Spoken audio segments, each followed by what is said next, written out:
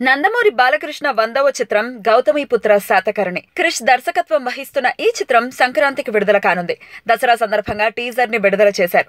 ఈ టీజర్ ఎప్పుడెప్పుడు అని గంపడాసలతో ఎదురుచూస్తున్న బాలయ్య ఫ్యాన్స్ టీజర్ రాకతో ఖుషి అయ్యారు. సమయం లేదు మిత్రమా, శరణమా రణమా అనే డైలాగ్ తప్పకుండా బాలయ్య ఫ్యాన్స్ కి నచ్చుతుంది.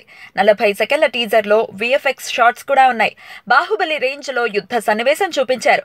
అయితే ఇలాంటి షాట్స్ ఇప్పుడు టాలీవుడ్ కి కొత్తేం కాదు. బాహుబలి నుంచి మొన్న విడుదలైన కాశ్మోరా టీజర్ లో కూడా సేమ్ టు సేమ్ షాట్స్ ఉన్నాయి. కత్తి యుద్ధం కూడా ఏమంత గొప్పగా లేదన్నది విశ్లేషకుల మాట. అసలు సరుకంతా దాచేసి కొసరు చూపించాలనుకున్నారేమో, లేదంటే అంచనాలు మరింత పెరిగిపోతాయని చిత్ర బృందం భయపడిందేమో. అంచనాల స్థాయిలో లేకపోయినా గౌతమిపుత్ర టీజర్ ఓకే అనిపించేలా ఉంది. బాలయ్య అభిమానులు మాత్రం అప్పుడే తమ సినిమా బాహుబలి రికార్డులని బ్రేక్ చేసేసినంత సంబరపడిపోతున్నారు.